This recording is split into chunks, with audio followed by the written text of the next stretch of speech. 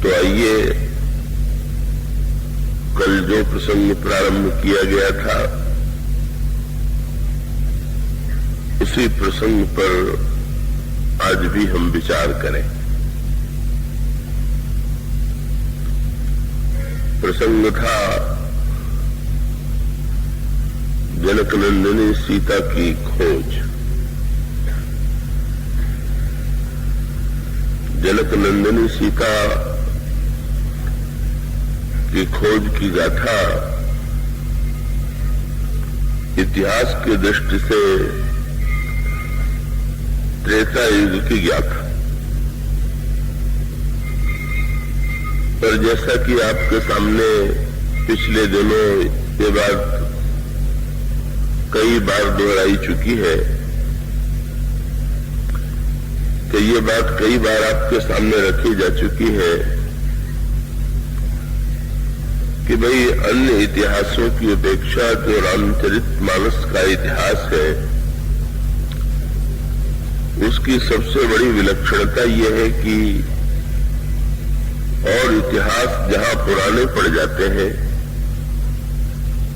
वहां रामचरितमानस में जो इतिहास है का वो शाश्वत इतिहास है और वो हमारे आपके जीवन से पूरी तरह से जुड़ा हुआ है। तो जनकनंदिनी सीता का स्वरूप क्या है, यदि इसे हम समझ ले तो उस प्रसंग में जो रहस्य छिपे हुए हैं को उन्हें समझने में सुविधा हो सकती है। श्री रामचरितमानस में जनकनंदिनी सीता और श्री राम के मिलन का, विवाह का प्रसंग प्रस्तुत किया गया है बालकांड में,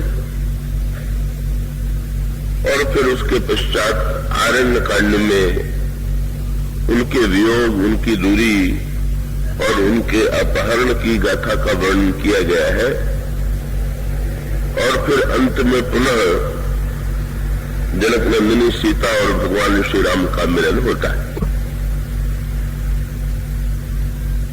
तो ये जनकनंदिनी सीता वेदांत की भाषा में साक्षात शांति स्वरूपा है। शंकराचार्य जी उनके संदर्भ में कहते हैं, शांत सीता समानीता आत्मा रामो विराजते। जिस समय अंतःकरण में, अंतःकरण के सिंहासन पर साक्षात परमात्मा भगवान श्री राम शांति रूपा सीता के साथ विराजमान होते हैं, तभी व्यक्ति के अंतःकरण में सच्चे राम राज्य की स्थापना होती है। तो वेदांत की भाषा में जनकनंदिनी सीता मूर्तिमती शांति है।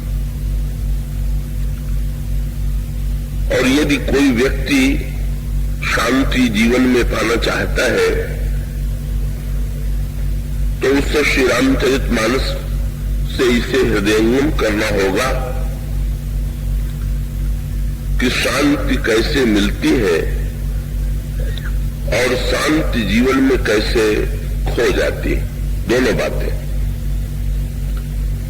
दोनों पक्षों के वर्णन का तात्पर्य यह है कि सीता जी की के खो जाने का भी वर्णन और पुनः उनके मिलने का भी वर्णन।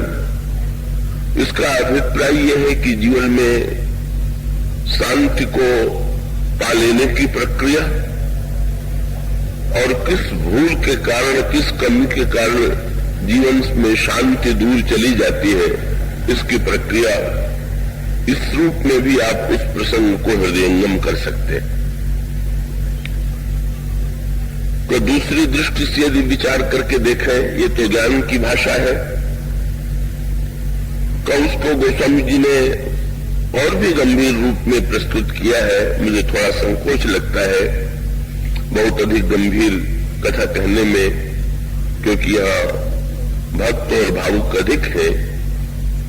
तो फिर भी सूत्र के रूप में केवल इतना मैं स्मरण दिला दूं कि गोस्वामी जी ये कहते हैं कि महाराज श्री जनक के जनक के मंडप में ये जो चारों विवाह संपन्न हुए, यही चारों विवाह जब हमारे आपके जीवन में भी संपन्न होंगे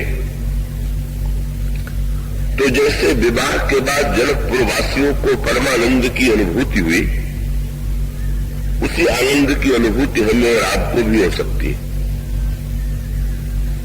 और तब इसकी व्याख्या करते हुए मंडप में जो बैठे हुए चारों राजकुमार और चारों राजकुमारियां हैं, उनकी व्याख्या ये कह करके करते हैं कि महाराज श्री जनक का अंतक, ये जनक का जो मंडप है, यही मानव जीव का अंतःकरण है। और ये जो चारों राजकुमार और चारों राजकुमारियां हैं, ये चारों राजकुमारियां जीवन में आने वाली 4 अवस्थाएं, और ये चारों राजकुमार जो है उन्हीं अवस्थाओं के स्वामी हैं। ये 4 अवस्थाओं का अपने स्वामियों से मिलन है।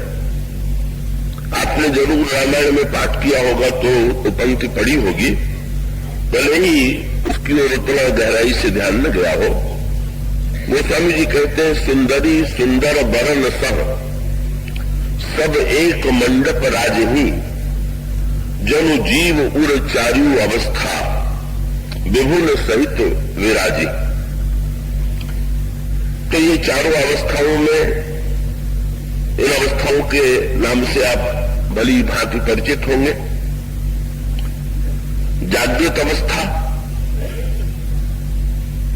स्वप्नावस्था, सुषुप्ति की अवस्था। जब हम जागते रहते हैं तो उसे जागृत अवस्था कहते हैं। जब हम गहरी नींद में सो जाते हैं तो उसको सुषुप्ति अवस्था कहते हैं।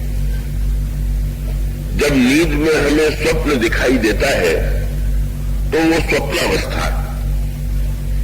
और इस तरह से इन 3 अवस्थाओं का हम और आप नित्य जीवन में अनुभव कर रहे हैं। जागृत का भी, स्वप्न का भी, सुषुप्ति का भी।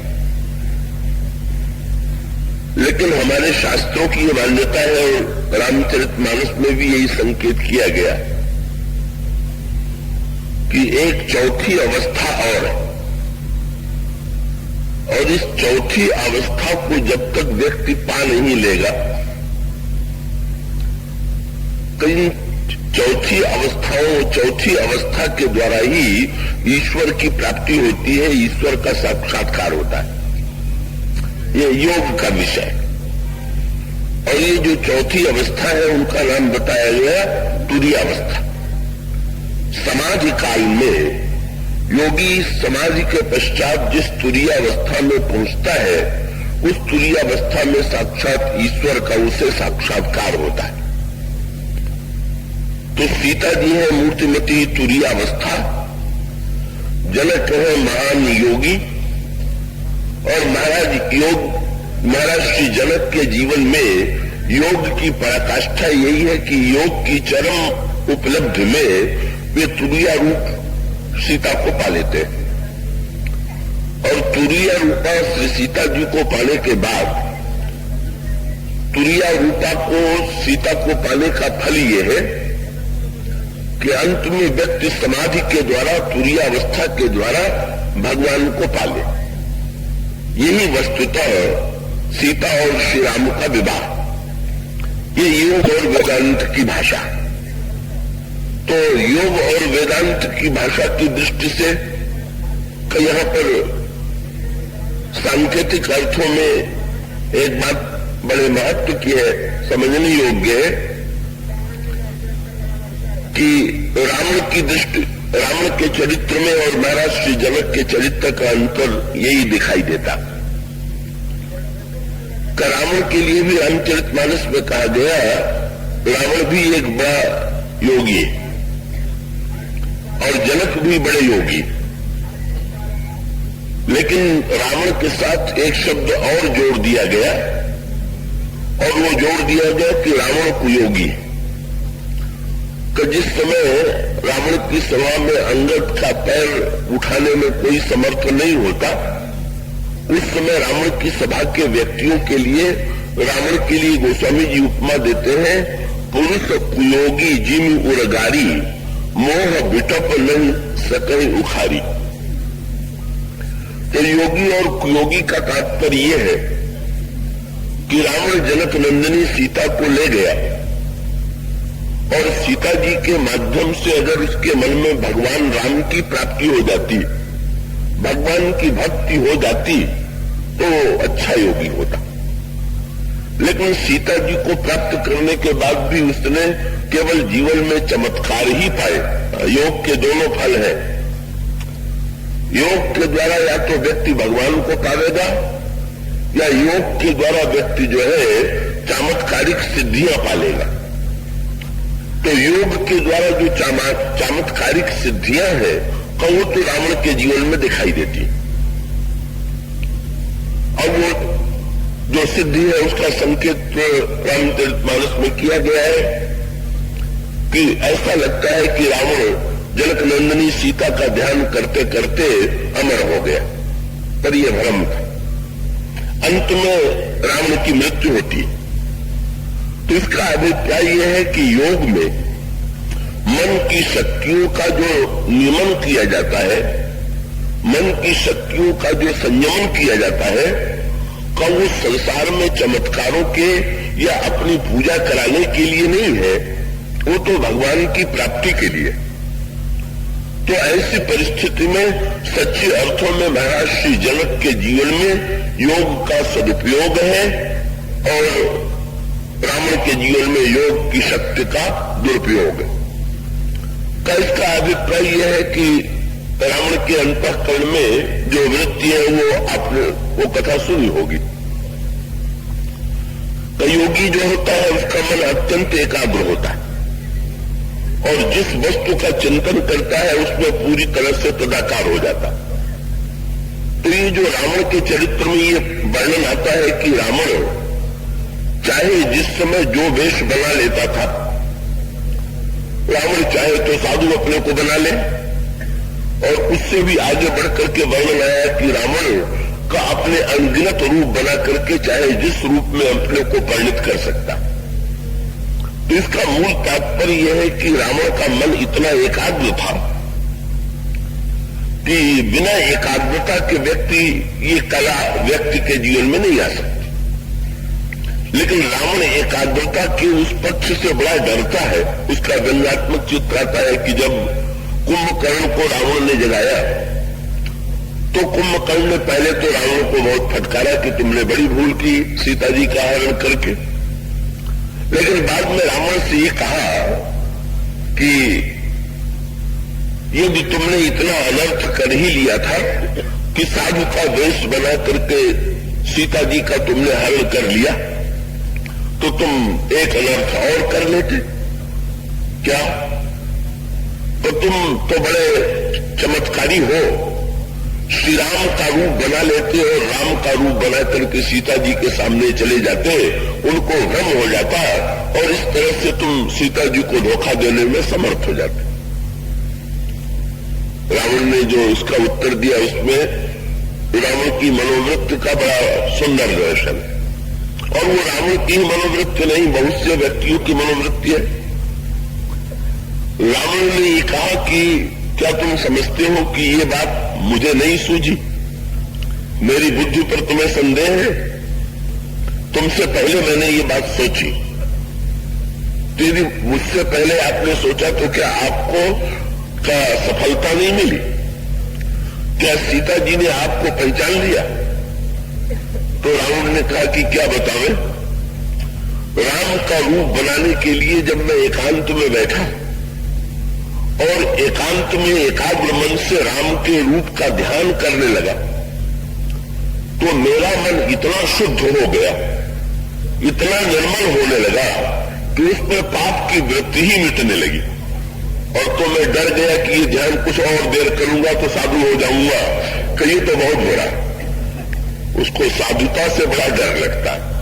उन्हें ध्यान से अगर साधुता आ जाए तो भोगों से अगर विरक्ति उत्पन्न हो जाए तो रावण को लगता है कि ये तो बड़ा दुर्भाग्यपूर्ण के जीवन में एकाग्रता का फल होगा।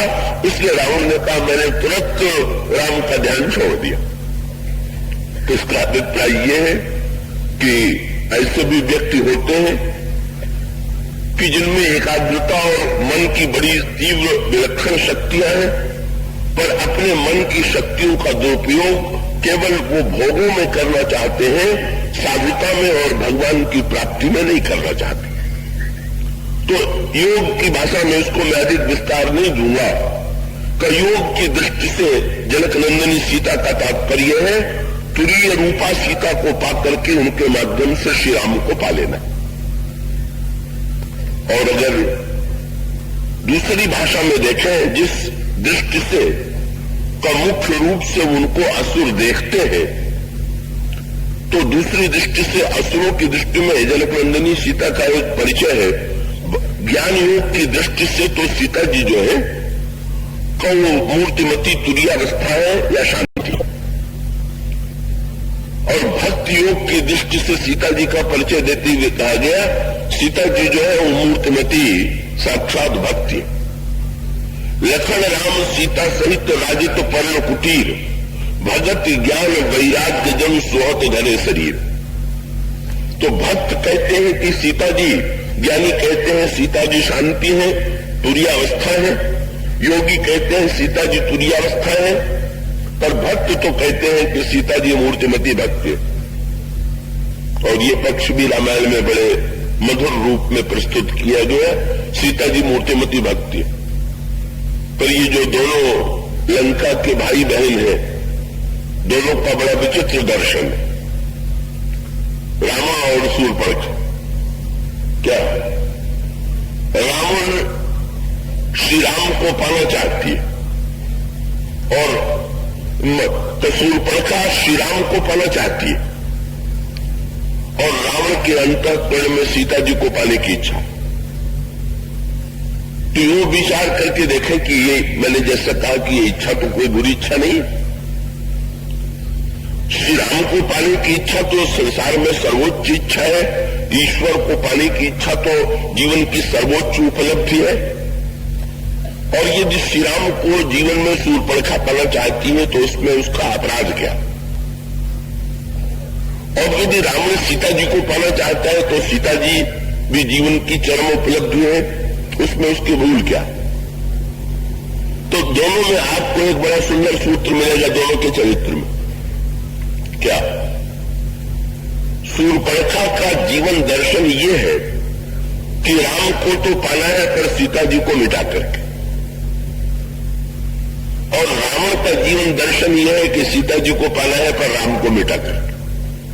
ये दोनों भाई बहन उनका जो जीवन दर्शन है कब वो बड़ा विचित्र प्रकार का है। और इसका सांकेतिक तात्पर्य क्या? कि भाई अगर भगवान को कोई पाना चाहे शूर्पणखा की तरह, तो अगर कोई भी भगवान को पाना चाहे तो भगवान से नाता जोड़ने का उपाय क्या? तो मान्यता यह है कि भगवान की प्राप्ति तो भक्ति के द्वारा होती है।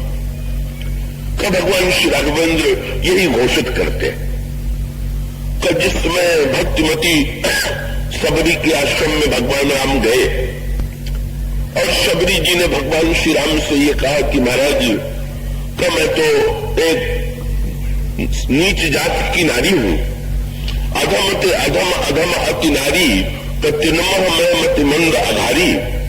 का उस समय भगवान श्री राघवेंद्र ने का उत्तर देते हुए जिस सांकेतिक भाषा का प्रयोग किया वो बड़े महत्व की भाषा। भगवान श्री राघवेंद्र ने कहा शबरी तुम ये क्यों कहती हो कि मैं नीची जाति की हूं, या ये तुम क्यों कहती हो कि मैं नारी हूं? क्योंकि मेरी दृष्टि में इसका कोई महत्व नहीं है कि कौन किस जाति का है या नारी है। तो भगवान श्री राघवेंद्र ने कह दिया कि मैं 10 वस्तुओं को महत्व नहीं देता, और भगवान ने जिन 10 वस्तुओं को महत्व न देने की घोषणा किया वो कौन सी है? आपने अगर गिना होगा तो आपका ध्यान गया होगा।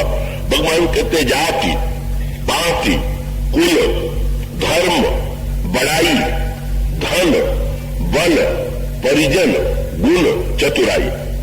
भगवान कहते हैं 10 को मैं महत्व नहीं देता। और भगवान ने बड़ा एक गणित और साहित्य का भगवान ने बड़ा अनोखा मिश्रण किया। भगवान ने पहले 10 का खंडन किया और 10 का खंडन करने के बाद कहा कि नवधा भगति कहूं तो पाई। शबरी जी मैं आपको नव भक्ति का उपदेश देता हूं। तो ऐसे इसमें देखें तो इसमें प्रतीकात्मक संकेत ये है कि भगवान ने शबरी जी से कहा कि 10 का चक्कर छोड़ो, 9 की बात करो। तो भाई अगर किसी से आप ये कहें कि 10 छोड़ करके 9 लीजिए तो वो तो यही कहेगा कि ऐसे घाटे के सौदे में हम क्यों रहे। 9 बड़ा कि 10 बड़ा? तो साधारण दृष्टि से देखें तो 10 बड़ा, 9 उससे छोटा। तो सांसारिक लोगों की दृष्टि में 10 जो स्थूल दृष्टि से देखता है उसको 10 ही बड़ा दिखाई देता, लेकिन जो पहली दृष्टि से देखता है उसे 9 बड़ा दिखाई देता। और इसका सांकेतिक तात्पर्य यह है कि समाज में जो स्थूल दृष्टि से देखने वाले हैं वो तो इन 10 वस्तुओं के द्वारा ही किसी को महत्व देते हैं, लेकिन महत्व 10 का नहीं है, महत्व 9 का।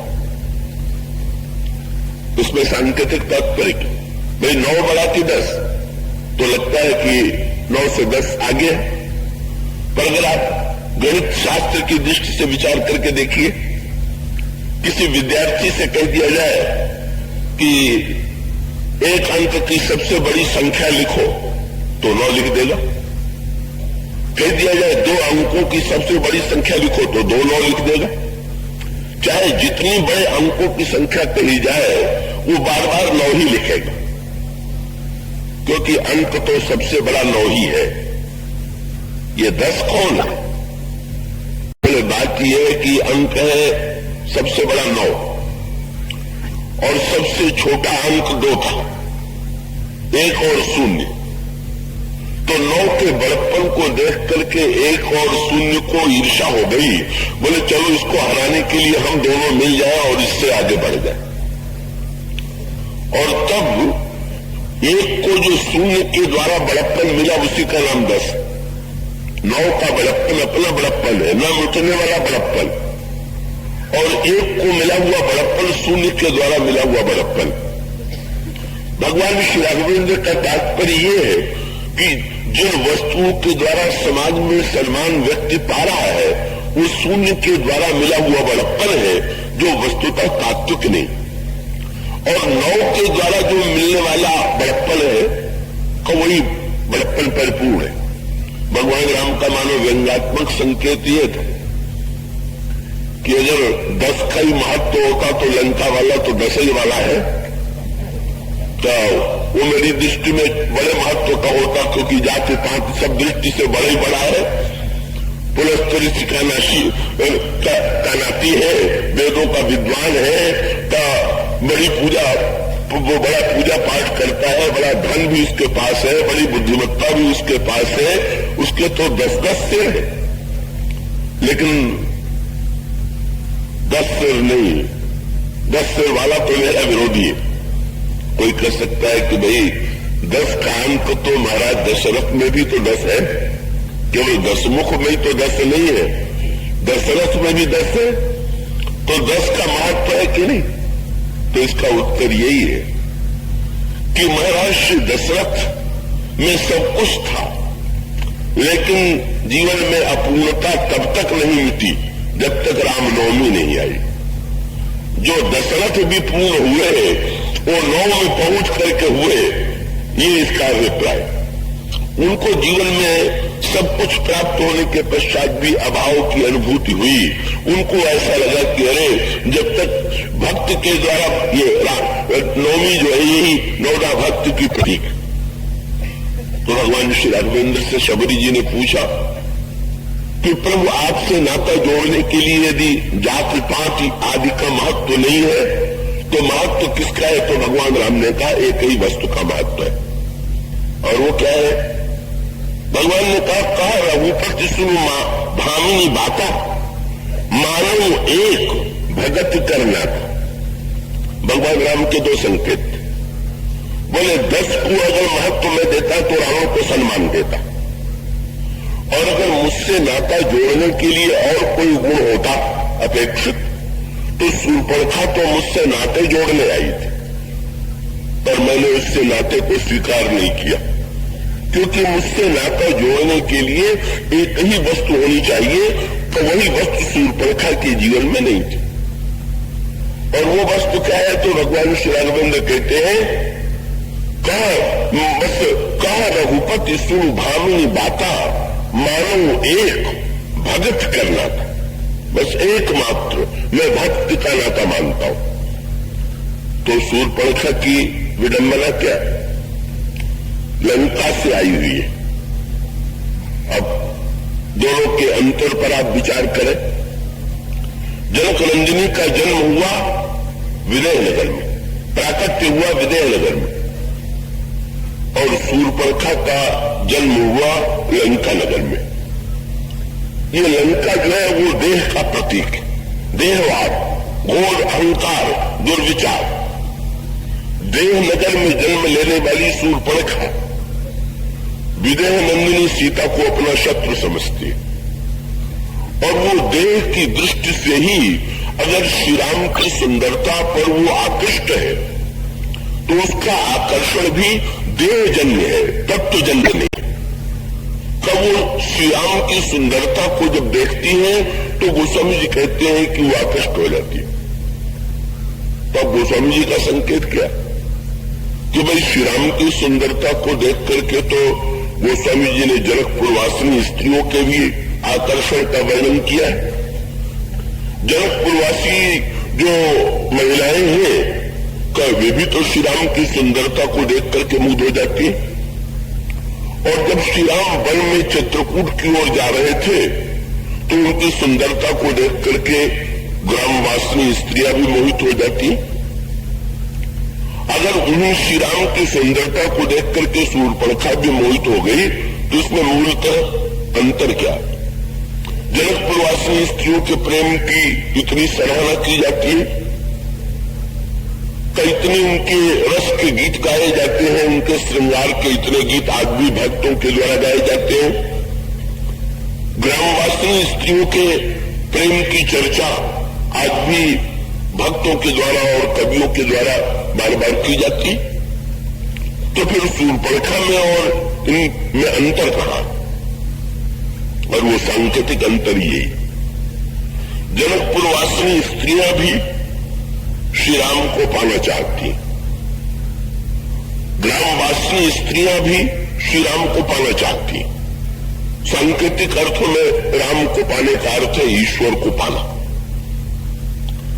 पर श्री राम को पाने के लिए, श्री राम से नाता जोड़ने के लिए जब जनकपुरवासिनी स्त्रियां श्री राम की सुंदरता देखती हैं तो किसी स्त्री के मन में ये संकल्प नहीं आता कि राम से मेरा विवाह हो जाए, राम विवाह के बाद मुझे मिले। तब सबके मन में एक ही बात आती है कि सखी जिन्हीं बिरंची रच सीय संवारी, तिही श्यामल पर रचो विचारी। जिस ब्रह्मा ने राम का निर्माण किया है उससे ने सीता का निर्माण किया है, इन दोनों का विवाह हो जाए तो कितना अच्छा। किसी ने पूछ दिया विवाह सीता जी से होगा तो हमें क्या मिलेगा? बोले इसी में तो लाभ, हमसे अगर विवाह हो तो अकेले राम ही मिलेंगे, और सीता और राम का विवाह हो तो दोनों हमें मिल जाएंगे। क्यों?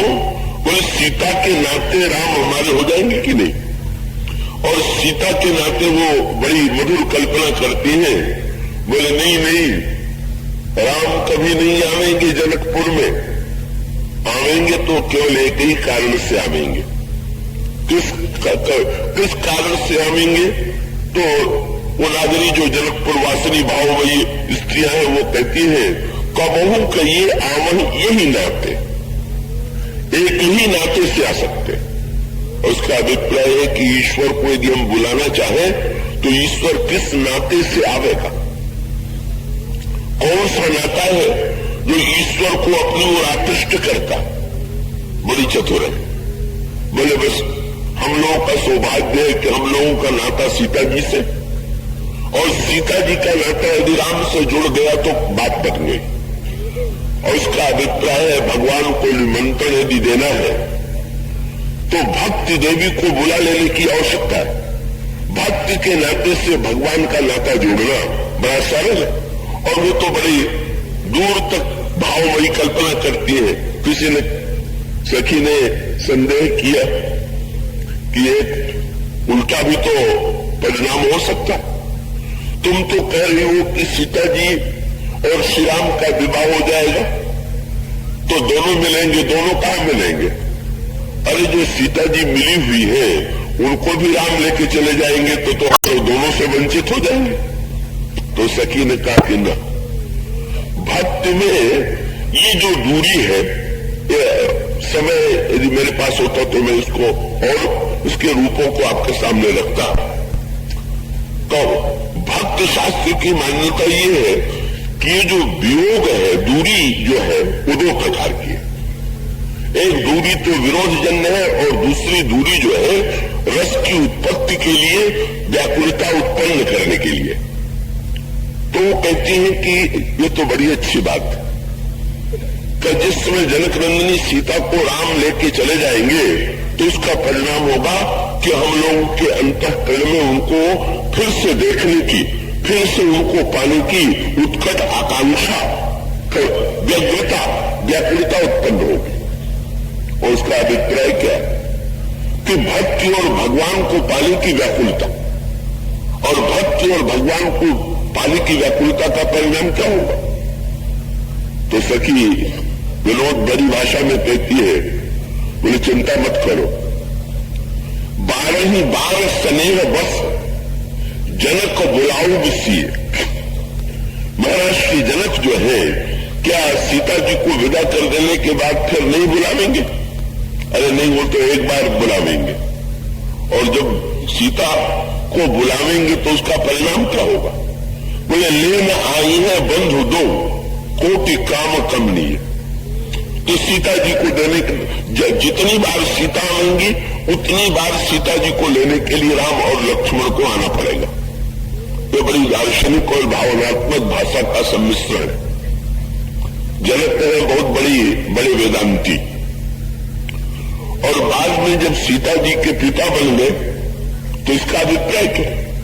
जो केवल ज्ञानी था उसने जीवन में भक्ति को पा लिया, और जब ज्ञानी ने भक्ति को पा लिया तो भक्ति को पाने से अंतर क्या हुआ? वो बड़ी मीठी बात आती। गंगा के किनारे जब केवट ने भगवान श्री राघवेंद्र को पार उतारा, प्रणाम किया प्रभु के चरणों में, तो प्रभु उतराई देने लगे, और उतराई भी वो देने लगे जो जनक नंदिनी सीता के हाथ में मुद्रिका है, और मुद्रिका प्रभु ने ली और देने लगे। तो केवट ने चरणों को पकड़ लिया, मुझे नहीं चाहिए। प्रभु ने आग्रह किया कि तुम उतराई तो ले लो। तो केवट ने भगवान श्री राम से ये कहा कि महाराज अगर आपका देने के प्रति इतना आग्रह है तो ऐसा कीजिए ना, क्या फिरती बेर नाथ जो देवा सो प्रसाद मैं सिर धर लेगा। लौटती समय जो आप प्रसाद देंगे उसको मैं सिर पर रख लूंगा। आश्चर्य से लक्ष्मण जी मुंह ताकने लगे, बड़ा विचित्र मांग लेने वाला है। अरे अभी लेने में विलंब क्यों है? जो लेना है अभी ले ले। भगवान राम तो वन में जा रहे हैं तो वहां से लौट करके क्या कोई नई वस्तु लेके लौटेंगे? क्या वहां तो कुछ लेकर के लौटने की संभावना नहीं? पर इसमें एक विनोद है। सांकेतिक भाषा ये है कि ये केवट गंगा के किनारे रहने वाला है, और गंगा को भी भक्ति का रूप मानते।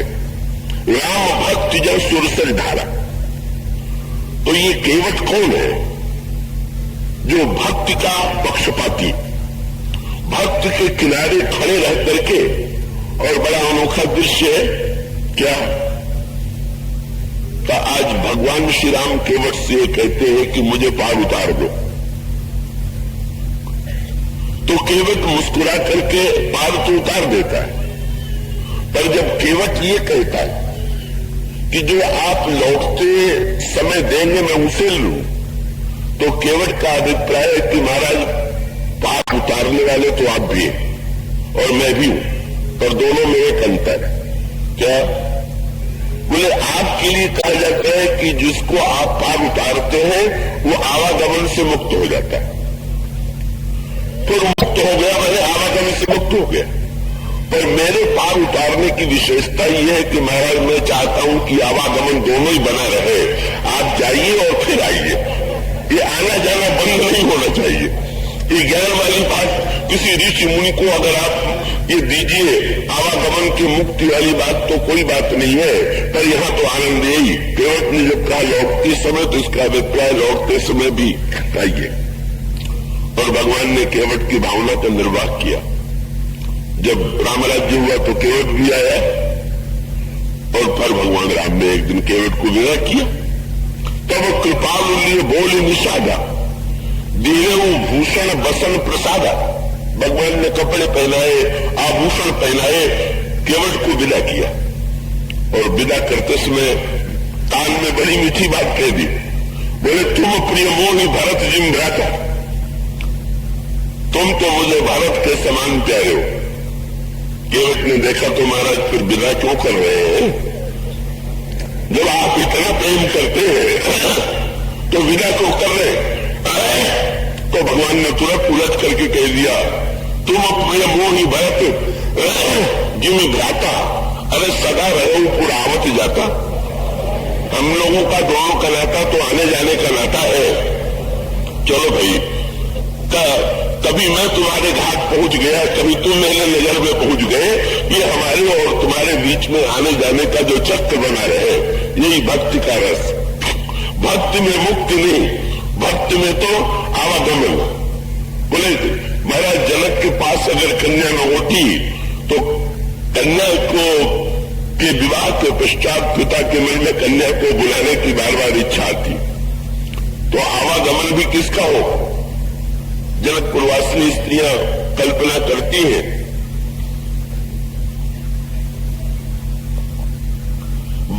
12 स्नेह बस जनक को बुला ही सीता जी को बार बार बुला लेंगे, और उसका लाभ कितना बढ़िया मिलेगा। बोले, लेन आई है बंधु दो कोटि काम कमनी है।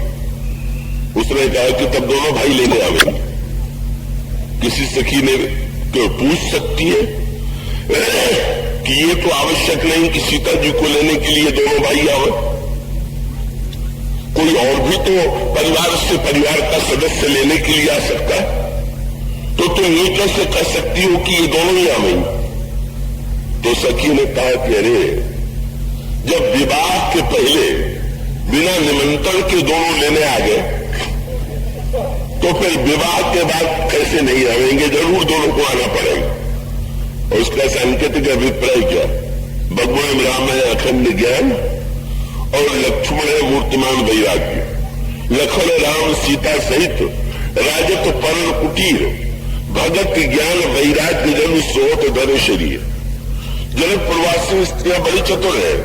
बोले, भक्ति को बुला लो, ज्ञान वैराग्य बिना बुलाए चले आवेंगे।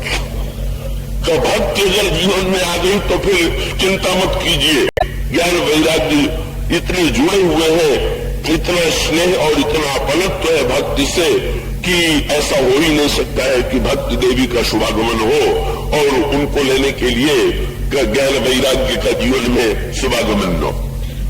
तो ऐसी स्थिति में जनकपुरवासिनी स्त्रियां भी सीता जी को पाना चाहती हैं, पर श्री राम के नाते से, सीता जी के नाते से, भक्ति के नाते से भगवत प्राप्ति। और भाई गांव की स्त्रियां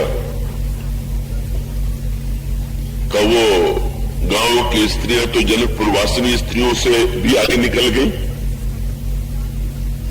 का तीनों बैठे हुए थे बट वृक्ष की छाया में,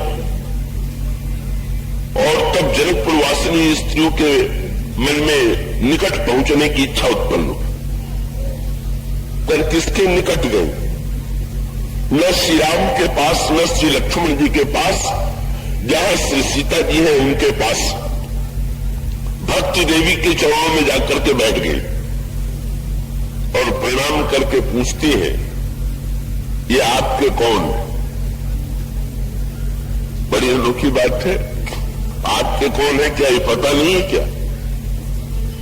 तो वो सांकेतिक भाषा ये थी, गांव की स्त्रियों ने बड़ी अनोखी पद्धति से जो बात कही, उसको कवितावली रामायण में गोस्वामी जी ने कहा, ईश्वर क्या है तो उसको समझ पाना बड़ा कठिन है, उसका स्वरूप अनिर्वचनीय। इसलिए जनक नंदनी सीता जी ने गांव की स्त्रियों को जब प्रभु का परिचय दिया तो वाणी से न देकर के नेत्र से दिया।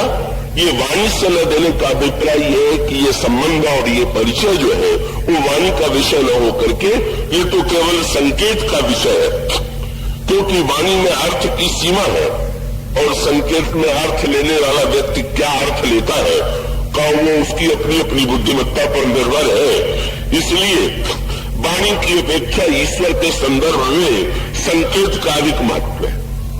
तो ईश्वर की गांव की स्त्रियां भी कहती है कि हम लोग बड़े चक्कर में, समझ में नहीं आ रहे हैं कि कौन, क्यों समझ में नहीं आ रहे हैं। तो एक गांव की स्त्री वर्णन करती है, तो गोस्वामी जी ने कवितावली रामायण में कहा, श्री किशोरी जी का ध्यान आकृष्ट किया,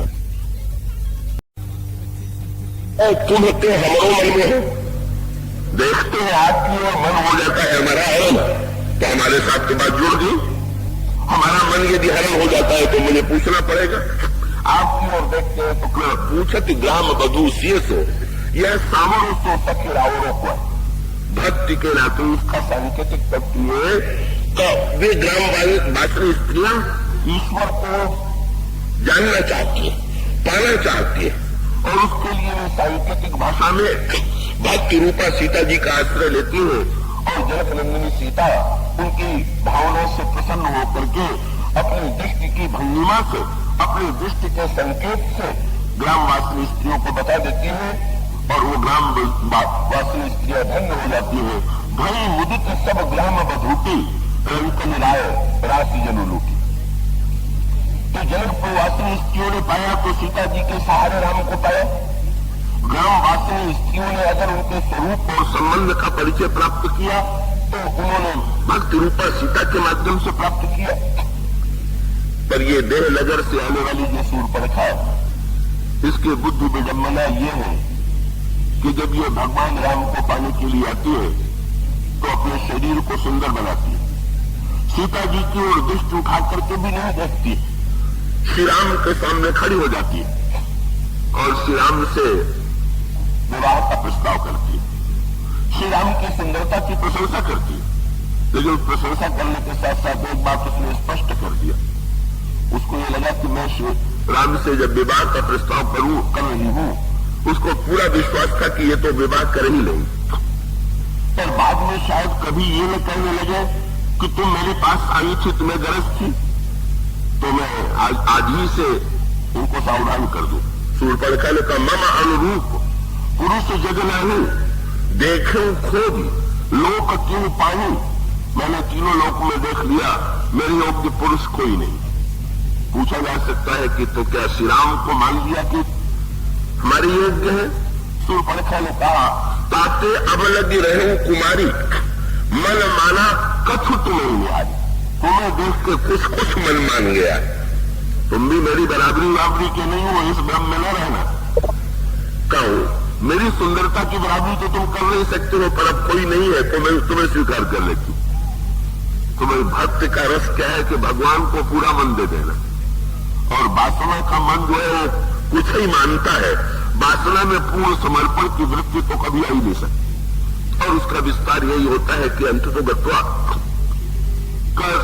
शूर्पणखा इधर से उधर जाती है, कब वो लक्ष्मण जी की सांकेतिक भाषा को नहीं समझती, श्री राम के संकेत सूत्र को नहीं समझती, क्योंकि जब शूर्पणखा ने विवाह का प्रस्ताव किया तो भगवान राम ने सीता ही चिताई। जनक नंदिनी सीता की ओर देखा, मानो भगवान राम की सांकेतिक भाषा ये थी तो शूर्पणखा मुझे जिनके द्वारा पाया जाता है वे तो ये भक्ति रूपा सीता है, तो मुझसे बात न करके सीधे मुझसे विवाह का प्रस्ताव लेकर के मुझसे नाता जोड़ने चली आई। मेरा नाता तो भक्ति के माध्यम से जुड़ता है, पर शूर्पणखा तो जनक नंदिनी की ओर दृष्टि उठा करके भी नहीं देखती। और अंत में कुछ देर के बाद वो इस निष्कर्ष पर पहुंचती है कि राम यदि मुझे नहीं स्वीकार कर रहे हैं तो सीता के कारण, यदि मैं सीता को मिटा दूं तो मैं राम को पा सकती हूं। और जब वो सीता जी को खाने के लिए प्रस्तुत होती है तब भगवान राम लक्ष्मण को संकेत करते हैं। कहा बड़ी सांकेतिक भाषा शूर्पणखा के संदर्भ में आई। इसका नाम जो है वो बड़ा सांकेतिक, नाम तो जितने हैं बड़े सांकेतिक। शूर्पणखा माने जिसके नाखून जो है वो सूप के बराबर हो, वो शूर्पणखा। ये नाखून सूप के बराबर है, इसका क्या अर्थ हुआ? देखिए, संसार में जितने अंग हैं उनको बचाए रखना पड़ता, पर ये नाखून ही ऐसा है कि जिसको काटते रहना चाहिए। का ये है, ये शरीर का ही अंग है। और चतुर व्यक्ति कौन है कि अंगुली बचा ले लेकिन नाखून जो ही बढ़े तो ही काट दे। ये मन जो है वो है अंगुली, और जो वासना है यही है नाखून। तो बस व्यक्ति का कर्तव्य है कि जब वासना जो है सीमा को लागने लगे उसी समय वैराग्य की कैंची के द्वारा का उसको काट करके कुतर करके का उस नाखून को सीमा में रहने दे। मन में जब वासना बढ़ने लगे तो वैराग्य से उसे काट दिए। और शूर्पणखा माने जिसने नाखून को बढ़ाना सीखा, वासना को काटना नहीं सीखा। और तब रामायण में बहुत बढ़िया संकेत कि जो नाखून नहीं काटेगा उसका नाक कान कटेगा। शूर्पणखा की नाक कान कट गई, और यही सत्य जीवन में भी है। जो वासना को अनियंत्रित छोड़ देगा उसकी समाज में नाक कान कटे बिना नहीं रहेगी। तो जो व्यक्ति मनमाना आचरण करेगा, मनमाना अनियंत्रित आचरण जीवन में होगा तो क्या उसकी नाक कान कटे बिना रह सकती है? तो ये जो शूर्पणखा है ये अनियंत्रित वासना है जो भक्त को मिटा करके भगवान को पाने की चेष्टा में स्वयं अतिरस्कृत होती है। लक्ष्मण जी साक्षात वैराग्य है। भगवान ने कह दिया जब भक्ति पर आक्रमण हो रहा है तो फिर ऐसी परिस्थितियों में वैराग्य के द्वारा वासना का जो विरूपीकरण है वो आवश्यक है। लक्ष्मण तुम वैराग्य हो, तुम इस वासना की जो कुरूपता है, इसकी जो दुर्वृत्ति है उसे तुम प्रकट कर दो। और इस तरह से शूर्पणखा भक्त के बिना भगवान को पाने में असमर्थ हो जाती है। तो भाई सीता जी मूर्तिमती शांति है, सीता जी मूर्तिमती भक्ति है, और उसके साथ साथ सीता जी उनका परिचय देते हुए कहा गया कि सीता जी मूर्तिमती शक्ति है। जब मन के सामने भगवान राम और सीता प्रकट हुए और मनु ने सीता जी की ओर देख करके जानना चाहा कि ये कौन है, तो भगवान श्री राम ने परिचय देते हुए कहा आदि शक्ति यही जग उपजाया सो अवतरी मोर यह माया। ये आदि शक्ति है जो सृष्टि का सृजन करती है, जो सृष्टि का निर्माण करती है, ये मेरी माया। और जब मैं अवतरित होऊंगा तो मेरे साथ साथ ये भी जन्म लेंगे। बड़ी ही गंभीर और बड़ी ही सांकेतिक भाषा है। सीता जी क्या है? भक्ति ही नहीं है, भक्ति भी है, शांति भी है, पर साथ साथ वो महाशक्ति भी है। और इसीलिए रामायण में उसका तीसरा अर्थ जो है, तीसरा तात्पर्य जो है वो क्या है कि कर्म की दृष्टि से सीता जी मूर्तिमती शक्ति। तो यहां पर सांकेतिक भाषा ये प्रस्तुत की गई कि सीता जी का जन्म कहां से हुआ। सीता जी का प्राकट्य हुआ पृथ्वी से, बड़ी अनोखी बात। लक्ष्मी जी का जन्म हुआ समुद्र से, सीता जी का जन्म हुआ पृथ्वी से। और लंका के युद्ध के बाद अग्नि में से सीता जी प्रकट हुई, कहीं जल से, कहीं अग्नि से, कहीं पृथ्वी से। ये जो प्रकट हो रही है ये कौन है? यही तो महाशक्ति का रूप। शक्ति का निवास कहां है? बोले शक्ति सर्वव्यापिनी है। पृथ्वी में भी शक्ति है, जल में भी शक्ति है, अग्नि में भी शक्ति है, वायु में भी। सृष्टि में जितने तत्व है उसमें महाशक्ति जो है शक्ति विद्यमान। और वो शक्ति, अब वो दो पक्ष है, एक रावण का पक्ष और एक महाराज जनक का पक्ष। महाराज श्री जनक जो है उन्हें सीता जी मिली, शक्ति मिली, पर वो कैसे थे? हल चला रहे थे पर बीज नहीं डाल रहे थे।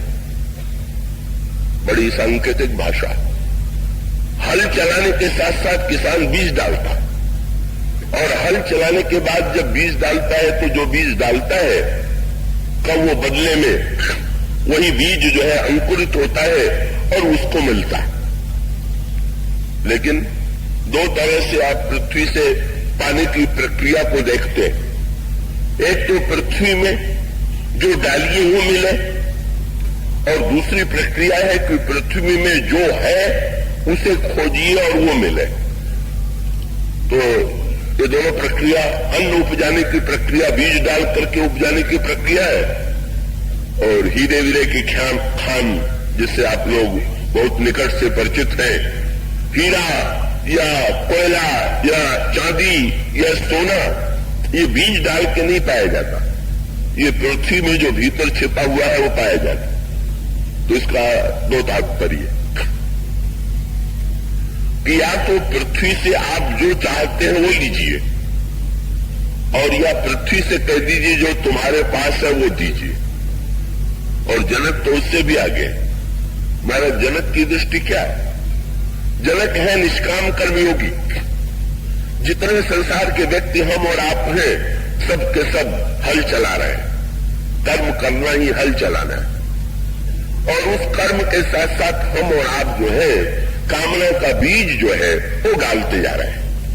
कर्म कर रहे हैं और साथ साथ ये सोचते जा रहे हैं कि इस कर्म के बदले में हमें ये मिले। और अगर वो कर्म ठीक ठीक पद्धति से होता है तो जो हम कर्म करते हैं उसके बदले में हमको कर्म का परिणाम मिलता है, कर्म का लाभ हमको मिलता है। लेकिन महाराज श्री जनक हल चलाते हैं पर बीज नहीं डालते। यही है निष्काम कर्मयोग। इसका अभिप्राय कर्म तो है, पर कर्म के साथ जहां पर कामना विद्यमान नहीं है, निष्काम कर्म जहां पर है, यही जनक का जीवन दर्शन। तो महाशक्ति ने सोचा, देखिए भगवान राम और श्री सीता जी दोनों ने चुनाव कितना बढ़िया किया। भगवान राम तो प्रकट हुए दशरथ के घर में पुत्र के रूप में, और सीता जी प्रकट हुई जनक के यहां पुत्री के रूप।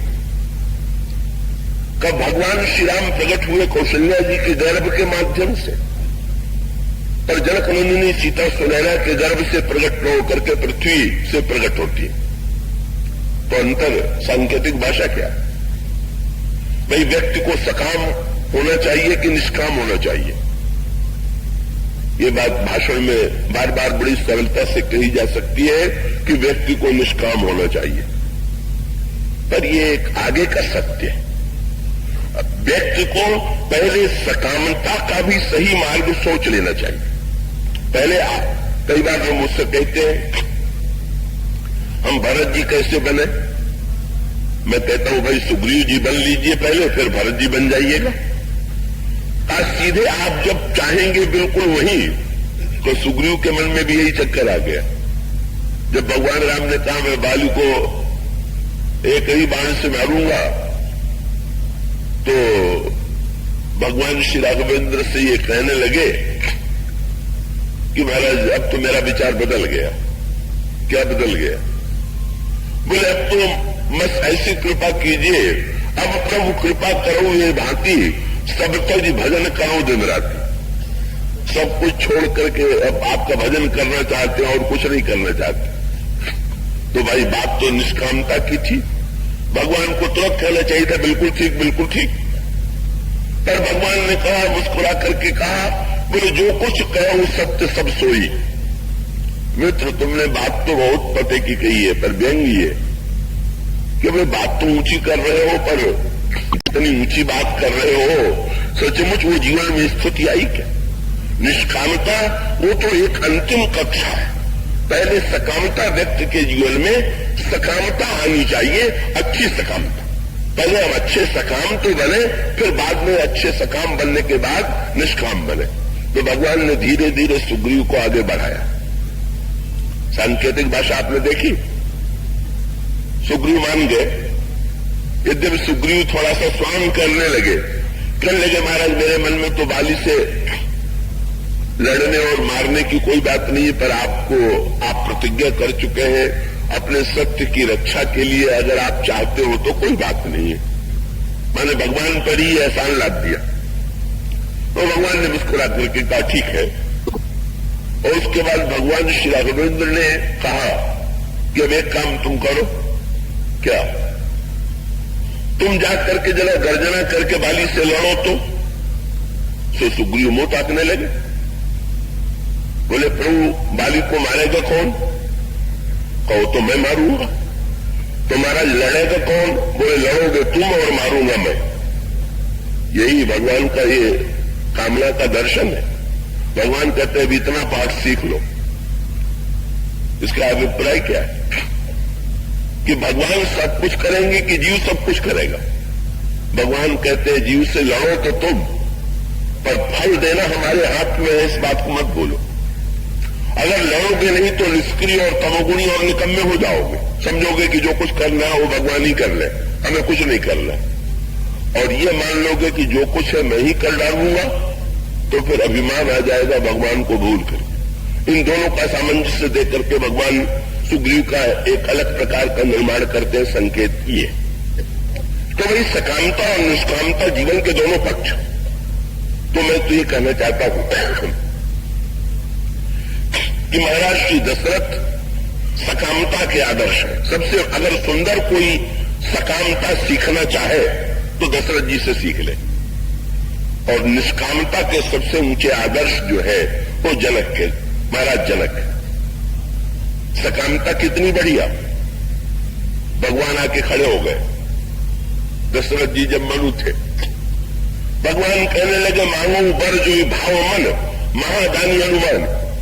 जो तुम्हें मांगना हो मांग लो, मैं महान दानी हूं। भले चतुर मांगने वाले निकले, ये नहीं कह दिया मुझे कुछ नहीं चाहिए। तुरंत भगवान से उन्होंने उलट करके कह दिया, बोले महाराज आप महादानी हैं ना? तो बोले महाराज तो मैंने तो ये सोच लिया है कि दान न लेकर के अगर दानी कोई मांग लो तो कैसा रहेगा। और इसका अर्थ ये कि अगर आप बहुत देंगे तो महादानी क्या होंगे? अब महादानी तो है जो अपने को दे दे, अपने को दे दीजिए। तो भाई इससे बढ़िया कोई सकामता नहीं हो सकती है कि जो भगवान को ही मांग करके सबसे बड़ी वस्तु को जिसने पा लिया, सकाम बने तो भगवान के लिए सबसे ऊंची कामना। और जनक है निष्काम कोई कामना नहीं। तो महाराज श्री दशरथ के घर में तो पुत्र के रूप में आए और जनक जी के घर में पुत्री के रूप में आए। क्यों? पुत्र और पुत्री के नाते में एक बहुत बड़ा अंतर है। पुत्र का नाता जो है वो सकामता का नाता है और पुत्री का नाता निष्कामता का नाता है। पुत्र को आप जब कुछ देते हैं तो बदले में कुछ चाहते हैं, पर बेटी को देते ही देते हैं, कुछ चाहते नहीं। तो भगवान ने और सीता जी ने समझौता कर लिया। बोले जो सकाम है उनके हम बेटे बन जाए, जो निष्काम है उनके यहाँ बेटी बन जाइए। और इस तरह से इन दोनों का मिलन हो, सकामता और निष्कामता, उच्च कोटि की सकामता और उच्च कोटि की निष्कामता, इन दोनों का सामंजस्य जो है वही महाराज श्री दशरथ और महाराज श्री जनक का मिलन है। इस विवाह में सांकेतिक तत्व की दृष्टि से अनेक दर्शनों का, अनेक विचारों का, अनेक महापुरुषों का ऐसा विवाह ही ये विवाह नहीं है, महानतम मिलन। और सचमुच जनक निष्काम थे, बिना कामना के हल चला रहे थे। शक्ति ने सोचा मैं अपना पिता किसको बनाऊं? शक्ति को चाहने वाले तो संसार में अनगिनत, लेकिन शक्ति ने कहा जो कुछ नहीं चाहता वो तो मेरा पिता है, मैं तो बेटी बन करके, पुत्री बन करके उनकी गोद में जाऊंगी। और इस तरह से महाशक्ति को निष्काम ने बेटी के रूप में पाया, पुत्री के रूप में पाया। और जब उन्होंने पुत्री के रूप में पाया तो कल जो बात आपके सामने कही जा रही थी, देखिए शक्ति को कौन नहीं चाहता, रावण भी चाहता है। रावण श्री राम के चरणों में वंदना नहीं करता है, पर सीता जी के चरणों में वंदना करता है। मन चरण बंदी सुख माना। इसके आधार पर कई व्यक्ति ये भ्रम मन में पाल लेते हैं कि रावण भक्त था इसीलिए तो उसने सीता जी के चरणों में प्रणाम किया। बिल्कुल नहीं, रावण वस्तुतः शक्ति का भक्त है, ईश्वर का भक्त नहीं। ये रावण के जीवन दर्शन की मान्यता और ऐसी मान्यता अनेक जो ईश्वर के अस्तित्व को अस्वीकार करने वाले हैं, उनकी सबकी जो है खोज जो है वो ईश्वर को महत्व नहीं देते पर शक्ति को महत्व देते। ये जल से, पृथ्वी से, विविध पदार्थों से आज भी तो शक्ति को प्रकट किया जा रहा है। ये शक्ति के ससीम रूप सीता महाशक्ति, और शक्ति कहीं से भी प्रकट हो सकती है। लेकिन शक्ति को प्रकट करने के साथ साथ दो प्रकार का तात्पर्य है। जो व्यक्ति ये समझता है कि शक्ति को प्रकट करने के बाद जिसने शक्ति को प्रकट किया वो शक्ति का स्वामी है, वो आसुर दर्शन है, वो भौतिकवादी है।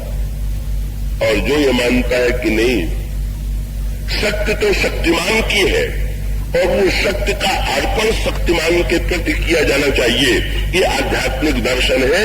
दोनों दर्शनों में अंतर ही है। तो रावण क्या मानता है?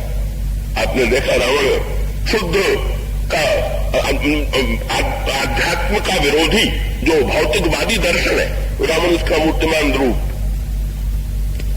मंदोदरी लगी रावण को उपदेश देने, भाषण देने। रावण सुनता रहा। भाषण जब समाप्त हुआ तो मंदोदरी से रावण ने कहा कि मैं तुम्हें जानता तो बहुत दिनों से हूं, पर तुम इतनी विद्वान हो इसका पता मुझे आज ही चला। मंदोदरी को थोड़ी प्रसन्नता हुई कि शायद मेरे भाषण का प्रभाव पड़ा और अब ये बदल जाएंगे। पर जब रावण ने भाषण का अर्थ बताया तो समझ गई कि इनका कल्याण करने वाला संसार में कोई नहीं। रावण ने कहा कि तुम्हारा भाषण जो है सुनने में जैसा है उसका अर्थ वैसा नहीं। मंदोदरी ने आश्चर्य से पूछा क्या अर्थ है? तो रावण ने तुरंत कहा तव बत कही गूढ़ मृगलोचन समुजत सुखद सुनत भाव मोचन जानो प्रिया तोरी चतुराई। क्या बोले? यही विधि कहे मोर प्रभुताई। ये जितना तुमने वर्णन किया है मेरा ही वर्णन है। ये बिल्कुल तुम बड़ी बुद्धिमान हो। कैसा तुमने चुना? तुमने पहले तो मुझे चिंता हो गई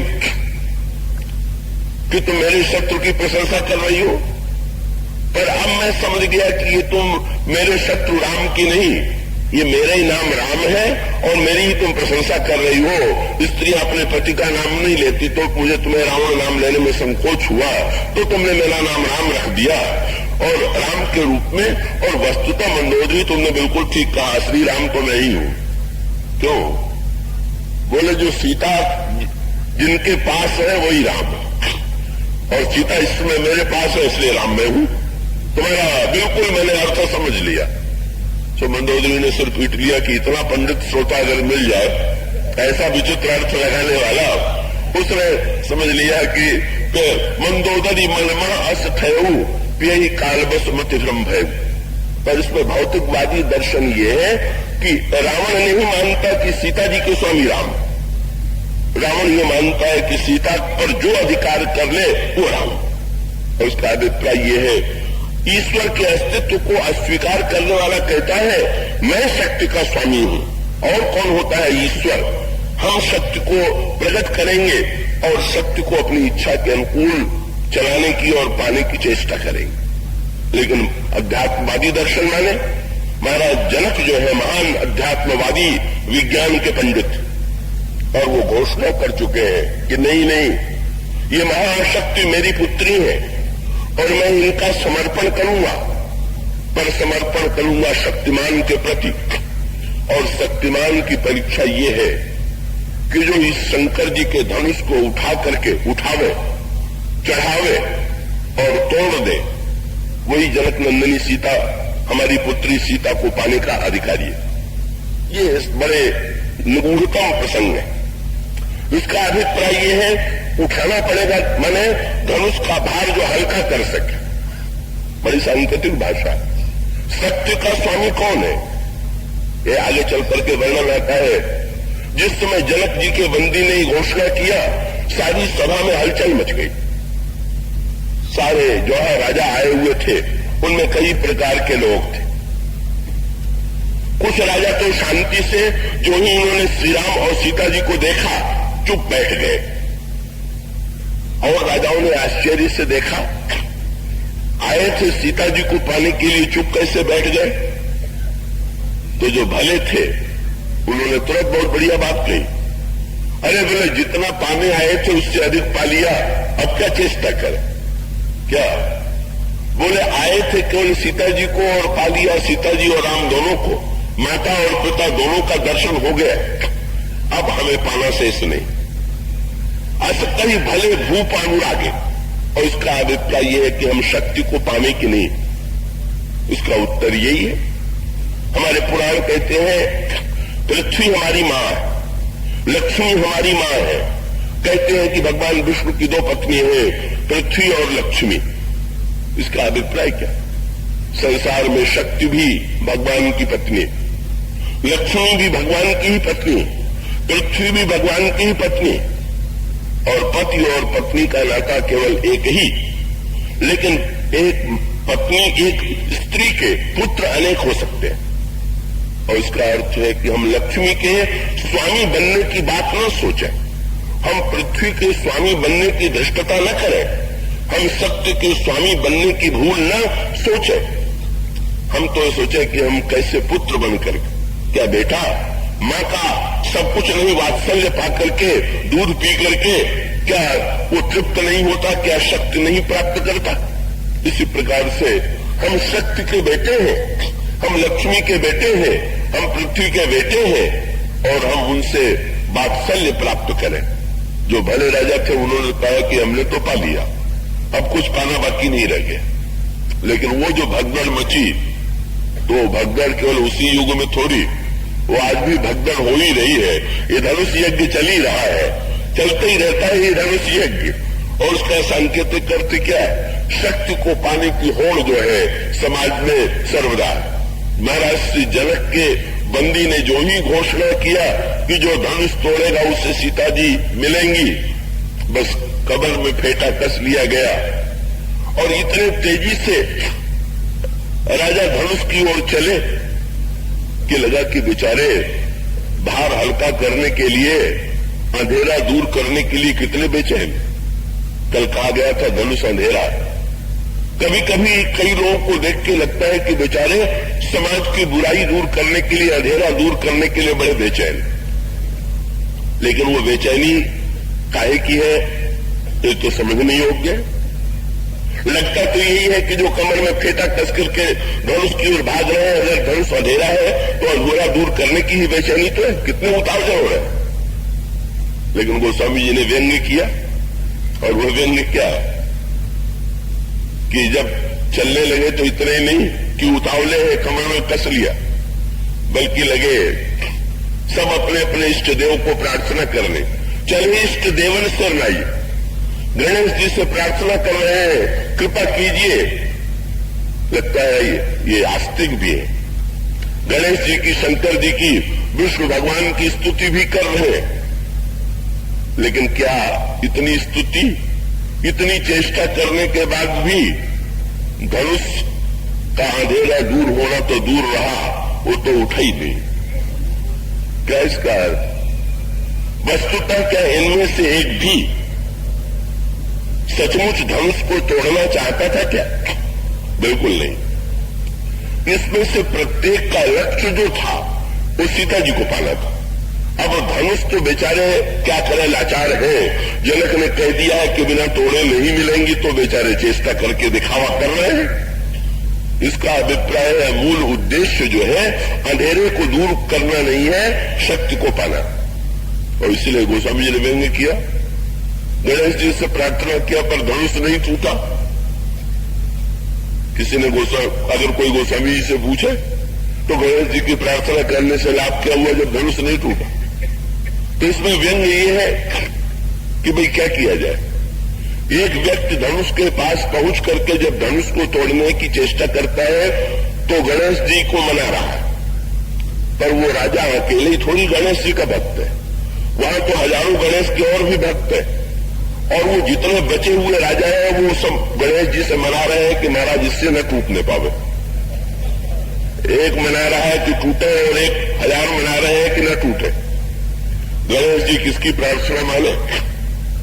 और इतना नहीं, जब नहीं टूटा इस व्यक्ति से लौटने लगा तो इसने गणेश जी से यही कहा कि आपने बहुत बुरा किया, मुझसे नहीं तोड़वाया, पर इतनी कृपा जरूर कीजिए कि आप किसी से न टूटे। और इसका सांकेतिक अभिप्राय क्या है? इसको लक्ष्मण जी ने व्यंग्यात्मक भाषा में ये कहा कि धनुष अंधेरा है, भगवान ने मुस्कुरा करके कहा अंधेरा दूर करने के लिए तो सारे संसार के राजा आए हुए, चिंता क्यों कर रहे हो? इतने अंधेरे दूर करने के लिए आए, अंधेरा दूर नहीं होगा? लक्ष्मण जी ने कहा महाराज ये अंधेरा दूर करने के लिए तो कोई आए नहीं। और दृष्टांत लक्ष्मण जी ने क्या कर दिया, रात का और दिन का। उन्होंने कहा महाराज रात के अंधेरे में आकाश में देखिए तो अंधेरा दूर करने वाले इतनी बड़ी संख्या में है कि जिधर देखिए अंधेरा दूर करने वाले, और दिन में देखिए तो एक सूर्य, पर अंतर क्या? अकेला सूर्य अंधकार दूर कर देता है और रात के समय इतने आकाश में चमकने वाले अंधेरा दूर नहीं कर पाते। क्यों नहीं दूर कर पाते? बोले इसका रहस्य पता चल गया। किसी ने चंद्रमा और तारों से पूछा आप लोग आकाश में चमकते हैं तो लगता है कि आप अंधेरा दूर करने के लिए बेचैन हैं? उन्होंने यही कहा कि भाई मैं तो ये चाहता हूं कि अंधेरा बना रहे। क्यों? बोले अगर ये अंधेरा नहीं रहेगा तो हम चमकेंगे कहां, इसलिए अंधेरा भी बना रहे और हम चमकते भी रहे। अंधेरे को दूर नहीं करना है, अपने को चमकाना है। इन दोनों बातों में बड़ा अंतर है भाई। हम दोनों में से क्या चाहते हैं? हम अपनी चमक के द्वारा शक्ति को हस्तगत करना चाहे, ये वृत्ति है, और हमारी वृत्ति है कि हम अंधेरा सचमुच समाज की बुराई दूर करना चाहते हैं। तो ये जो धनुष यज्ञ का जो क्रम है, शक्ति को पाने की जो एक स्थिति है, वो तो चलती ही रहती है। तो इसीलिए गोस्वामी जी ने एक एक व्यंग किया। पहले एक एक ने चेष्टा किया और फिर भूप सहस्र 10 एक ही 12 लगे, उठाओ ने तले निटारा। 10,000 राजा एकत्र हो गए। कई लोग तो यही नाप तौल करने लग जाते हैं कि धनुष कितना लंबा कितना चौड़ा था कि जिसमें इतने राजा लग गए। अरे ये चक्कर छोड़िए, लंबाई चौड़ाई न नापिए। अहंकार की लंबाई चौड़ाई क्या कोई नापेगा? तो इसकी सांकेतिक भाषा तो ये है कि पहले अलग अलग प्रयत्न कर रहे थे और अब 10,000। कोई पूछ सकता है इन राजाओं से कि विवाह तो एक से ही होगा, 10,000 मिल करके तोड़ने की चेष्टा क्यों कर रहे हैं? तो राजा का उत्तर यही है कि 10,000 में भी अंक तो एक ही है, बाकी तो शून्य है। सो एक मैं हूं और बाकी शून्य मेरे पीछे खड़े हैं। विवाह तो मुझे हो का मेरा होगा, शक्ति मिलेगी तो मुझे मिलेगी। तो और लोगों ने नहीं माना तो फिर लड़ाई होगी। पहले मिल करके तो धनुष तोड़ो और 10,000 राजा आपस में लड़े और 9,999 का सिर कटे तो एक विवाह। इसका अभिप्राय यही शक्ति को पाने की तीव्रतम हो रहे, तीव्रतम विडंबना। भगवान राम क्यों सम्मिलित नहीं हुए? बोले जहां शक्ति का उद्देश्य अपने को चमकाना मात्र हो, केवल अपने अहंकार की तृप्ति मात्र हो, जहां समाज के बोझ को हल्का करने की वृत्ति हो ही नहीं, केवल प्रदर्शन मात्र हो, इस होड़ में भगवान राम सम्मिलित होने के लिए प्रस्तुत नहीं है। शक्ति तो उनकी है पर वे रंच मात्र अपने को प्रस्तुत नहीं करते। यही रावण भी आया हुआ था। रावण ने छल पूर्वक सीता जी को पाना चाहा और उसका अभिप्राय बल से मिले, छल से मिले, प्रार्थना से मिले, कैसे मिले शक्ति, कैसे शक्ति की प्राप्ति हो। उस होड़ में संसार के अनगिनत राजा सम्मिलित हैं, रावण भी सम्मिलित है। और रावण तो आपने सुना होगा अन्य ग्रंथों में ऐसा संकेत आता है कि रावण ने तो महाराज श्री जनक से यह प्रस्ताव किया कि मैं अपनी कन्या का विवाह पहले मुझसे कर दीजिए, बाद में मैं धनुष तोड़ दूंगा। महाराज जनक ने कहा मेरी प्रतिज्ञा है कि धनुष तोड़ने के बाद तब विवाह होगा। तो रावण ने कहा मैं तो पंडित हूं, तुमको तो ज्योतिष का ज्ञान नहीं है क्या? ज्योतिष शास्त्र में 12 राशियां है। जो 6वीं राशि है उसका नाम है कन्या और जो 9वीं राशि है उसका नाम है धनुष। तो रावण ने तुरंत जनक जी से कहा कि ज्योतिष शास्त्र में भी आदौ कन्या कटो धनु, पहले कन्या और बाद में धनु। ये तो तुम्हारी बुद्धि उल्टी हो गई है कि पहले धनु और बाद में कन्या।